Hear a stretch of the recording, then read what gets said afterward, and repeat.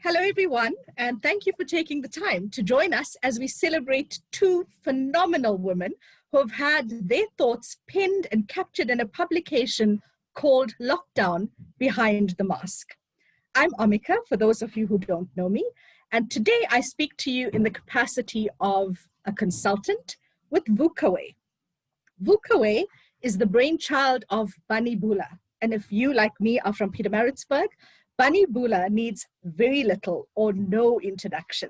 She is a pioneering businesswoman in Pietermaritzburg, and she is known globally in the tourism industry.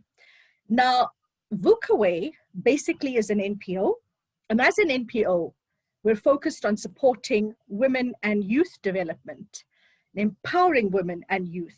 And I love the way Bunny thinks, because she wants to empower youth and women to think globally, but to act locally. Now, this was a reflection. This NPO was a reflection during lockdown. And when I listened to how this book came about, it was collective reflections that have come together to bring this book together. So joining me today, I have two phenomenal women who I have huge respect for, Nazeera Vawda and Shanta Maharaj Singh, and I'm going to tell you a little bit about both the ladies. I've had the pleasure of interacting with both of them on different platforms. So today I'm humbled, I'm grateful, and I feel so honored to be able to share in this special, special moment with them. Ladies, let's say hello before we proceed, okay? So let's get that out the way. I'm delighted to be able to chat to both of you. Welcome. Thank you, Thank you so much, Omika. Thank you so much. You. Feeling is mutual, actually. Awesome. It's the wind is howling. So I'm just hoping that we're going to be able to keep it all together. And from a technical perspective, we're going to get through this with effortless ease. So ladies, Nazeera, I know both of you have very impressive CVs, but I also know that both of you don't want to be introduced with a string of titles and designations that follow your names. So I've tried to summarize your introductions, and in the summary, I hope I'm going to do justice to the both of you. So Nazeera was going to say that it's a proudly PMB initiative, but I understand that you were born in Ladysmith and you only migrated when you were 18, but still, I think this is now home. So I can claim that we have this amazing place that people think is a Sleepy Hollow, but we're so rich and steeped in tradition and culture and heritage and everything amazing, including you two ladies. Nazeera is an attorney by profession and the director of Vawda and Associates, and she is also an accredited family and divorce mediator, a humanitarian, a motivational speaker, and I wouldn't have enough time if I went through all the awards and accolades and everything else that she did, but she definitely has a heart for people. Shanta Maharaj Singh is a counselor, a transformational coach, a mentor, a trainer. Most recently, she's qualified as a neuroagility practitioner, a humanitarian, a lifelong learner, a mom, and also an international motivational speaker. So ladies, I hope that captures who you are. At the heart of it, I know now I'm going to add another thing, that you both are published writers, and hopefully soon you're going to have your own books. When I looked at the press release, there were a few things that actually caught my eye. And I know that lockdown has meant different things to different people, but the one quote that really stuck out for me was a quote by Z, and it reads like this, and I quote, "Lockdown and confinement forces us to stay inside, but it also provided an opportunity to look inside." And I'd like to think that in taking the time to capture and pen your insights, this is exactly what's happened. Nazeera, I'd like to start with you, please. If you can maybe just share a little bit of context in terms of what we can expect to see published in this book. Thank you, Omika. Thank you for that wonderful introduction as well. For me, I think it was a very personal journey. I think we've all faced our own challenges with regards to being locked down, you know, and all the consequences that followed. So for me, I think there's parts of my story which is a sort of reflection on me, although it is a fictional story. There are parts which sort of resonate with me as well. And look, I haven't had a chance to sort of speak to the other ladies as well with regards to what motivated their stories. But I'm sure to some extent, the stories are definitely personal to each and every one of us. Okay, great. Shanta, moving to you now, all stories sort of focus on lockdown with an Islamic signature to it, but not all the writers are Islamic by faith. You happen to be one of those writers. So maybe tell us about the motivation behind your story. Okay, with regard to religion, I'm somebody who has gone to most of the holy sites. I have a very deep knowledge of different religions, and I have great respect for practices. So for me to write with an Islamic twist was absolutely no problem at all. In the story that I wrote, the character, she's created due to things that I've seen in this country, things that I've seen in India, things that I've seen in, the Middle East, things that I've seen in other countries that I've traveled to, and my engagement with people. So this is where this came about. And then there was also a bit of a, family dynamics and mental health issue that I brought in. So to me, it gave me a chance to speak to something that I was passionate about. And it's about a young married woman. Okay. Nazeera, this is not your first publication, right? From what I understand, you've had a story called Story from eThekwini that has been published. You've also been an editor of the short fictional writing for Womandla, which is headed up by Shabnam Pelesa Mohammed. So how was this different for you? Because I heard you mention that this is also a fictional story that you've written. How was this experience different to the previous two experiences that you've had? I think firstly, the length, the other two, we were limited to about 1,000+ words. So when I saw this opportunity of maximum 5,000 words, my initial reaction was that I could not do it. It's too long, and I've never done such a lengthy piece before, So this I found, because of the length and because I was able to sort of write more, I was able to express myself more and able to get my story across, to a different extent. The other stories, although fictional as well, like I said, with the length, this obviously just took it a bit deeper for me, yes. Okay. And how long did it take you to put your story together? How much of time did you actually need to get it all together? I think when I write, it's something that takes over me. It sort of comes from the heart. So for me, when I'm doing other sort of work, I would find that time, I need a break, or I need to get up and I need to do something. But with writing, I find that I can probably sit for many hours and just be undisturbed. And this is exactly what happened. I got so into the characters and so into the story that I think it took me about 2 days. But to complete it, although I think it was the close of submission was the end of May, and I still had an extra day or two to play about with. But because I was so into the story, I finished it at about, I think, 3 o'clock in the morning, because I just wanted to sit, and it was a sense of accomplishment for me. The longest short story that I've done. Yeah. Okay, so Shanta, if we move to you, then you've had your conference papers published in journals, but this is your first fictional publication. So much like Nazeera, I'd like to hear from you. How much of time did it require? What was the experience like? How did it feel? Okay, so for me, I had started a YouTubing series based on COVID-19 right from day one of YouTube. And, I was getting a whole lot of other things done.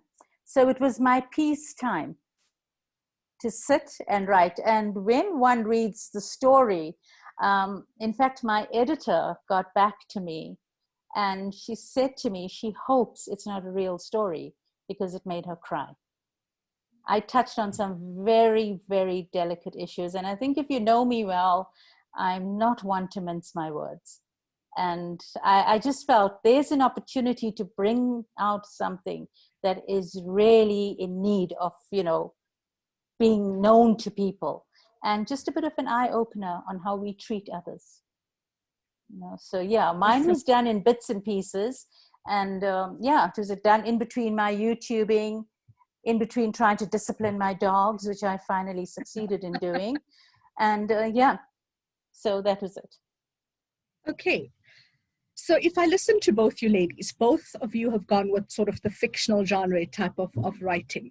But I think there's a common thread in that we're talking to people and tugging at their heartstrings.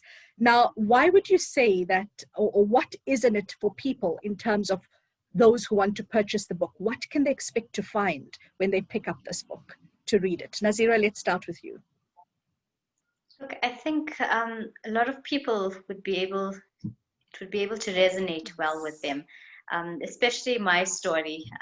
As Shanta has said, I realize how difficult it is to put ourselves out there. It's not an easy task. Even when I published a story from eThekwini, that story focused on infidelity and marital issues and things. And I had a lot of people ask me if that was my personal story. Was I a victim to that?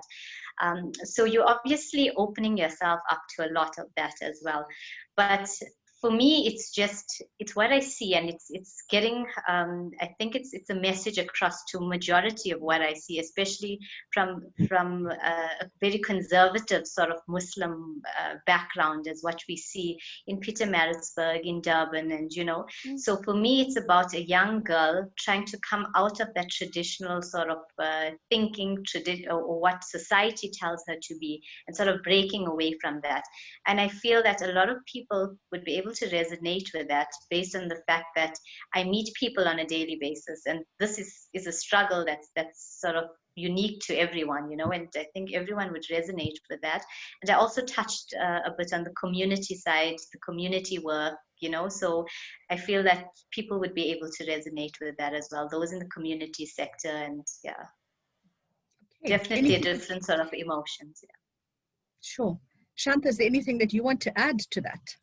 Yeah, talking about people resonating with it and identifying with it, there was this whole racism issue that had come up as well.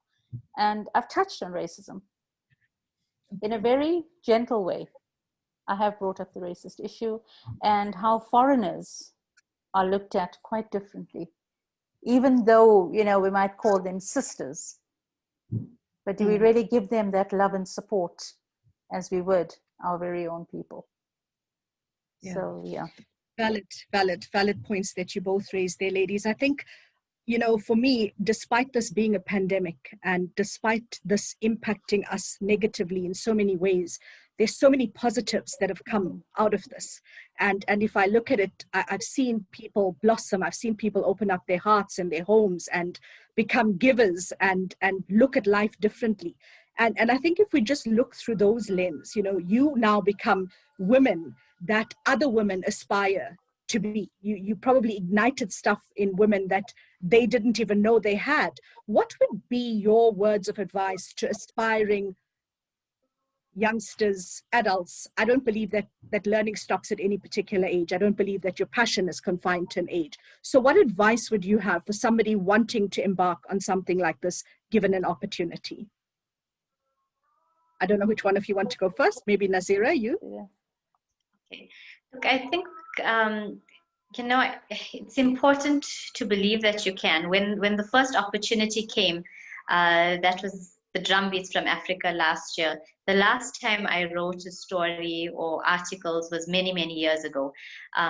So to get back to that, it was very difficult for me, and I didn't even know that, I had what it took. So it was just I felt that luck and the opportunity came about. So by creating these little opportunities or setting these little goals for yourself, I feel that you are able to push much further. For me, I started with 1,000 words. And based on the fact that got published, I was able to push to 5,000 words. And now, it's given me the sense of fulfillment that I'm actually speaking to my friends about it recently. I hope to publish a book because I feel like I've written a chapter. So what's stopping me from taking it? Strategies are important. I feel it's where you start, and taken in stages and taken in steps. And then from there you build on, and it brings that sense of fulfillment. And writing definitely heals, writing grows, you know, and it's a different sense of fulfillment that comes from it. Wonderful insights shared there, Nazeera.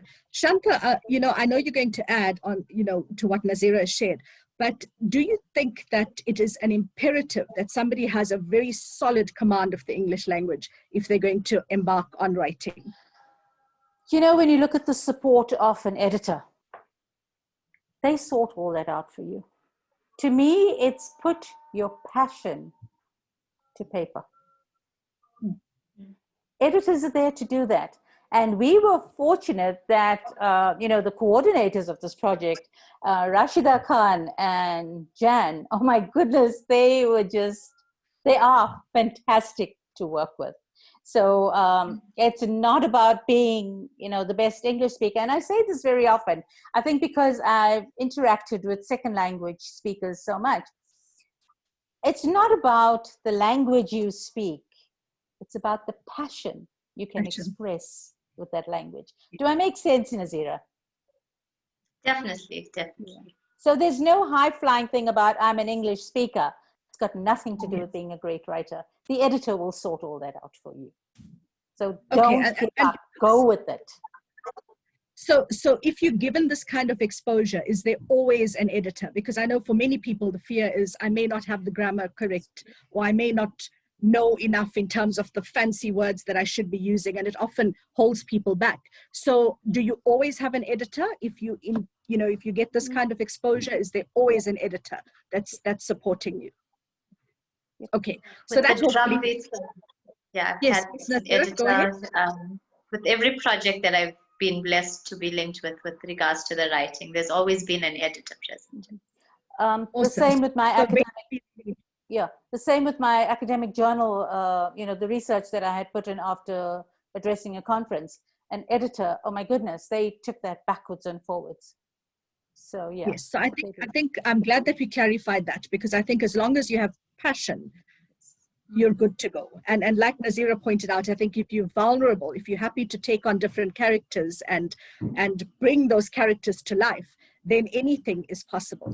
And you know, stories for me are a form of an escapism. I think, Nazeera, you pointed out that people asked you questions when you started writing about infidelity and those kinds of things. But it actually just allows you to see situations so differently. Now, ladies, there's also two launches that are happening. One that's happening in Johannesburg on the 7th of November, and one that's happening here in Pietermaritzburg on the 21st of November. So I know the venue for the Pietermaritzburg launch is Project Gateway. We had a wonderful opportunity, Shanta and I, Shanta in your capacity as a partner and as a consultant with VUKA WaY, to engage with amazing people at Project Gateway. Is there a specific reason why this was chosen as a venue for the launch? Project Gateway speaks to my heart. It was the place where Kasturba Gandhi and many others were incarcerated. And that was a lockdown, but it was a different kind of a lockdown. And for me, you know, when it comes to women's issues, etc., there is no other place, I would say, from an activist point of view, a social activist point of view, that speaks to the heart of women like an old prison does. So that really got me. Project Gateway was just where this had to happen. It was a different kind of a lockdown, but it was as much as those people who were incarcerated there, you know, they blossomed in different ways, but posthumously. Yes. COVID-19 incarcerated us, but we blossomed through thought.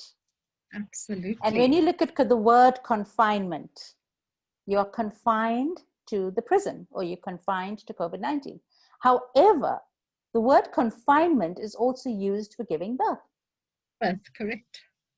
So there were a lot of things. I think because I'm just such an analytical thinker, that all these things came to mind when it came to Project Gateway and suggesting Project Gateway. It's not a glamorous place. It's a place that speaks to your heart. Absolutely. And I think it ties in perfectly with with everything that's been captured in the book. I love the way, you know, you brought in confinement, because I think even if we look at COVID-19, confinement, our minds became where we were confined. You know, we really required this huge mind shift change to actually cope with all of the challenges that COVID-19 brought us. But I also believe that we've seen some of the most amazing things globally, you know, that have happened. So ladies, we've got about 10 minutes left. So I'm just going to start wrapping up, if that's okay. Nazeera, I know that tickets are available at 200 Rand. So a 200 Rand ticket gets you entry, and does it give you access to a copy of the book as well? Yes, it does. There's also information on the Facebook page, Lockdown Behind the Mask, as well as the Instagram page as well, which I've shared on my personal profile. So there's the information there as well. Okay. I think the thing that touched me significantly was that despite the contributions of these, you know, with the two of you, with the 18 authors, none of you are expecting anything out of this book. You are, in fact, giving back, which for me is phenomenal, and it speaks to the caliber of women that you are. So all proceeds from the sale of the books, including royalties, go to an NGO here at the Valley Trust in KZN, and all these proceeds go towards Kula Gashle Mtwana, the Kula Gashle Mtwana program, and this equips more than 200 caregivers with knowledge to ensure the healthy development of young children. So hats off to all you ladies, and well done.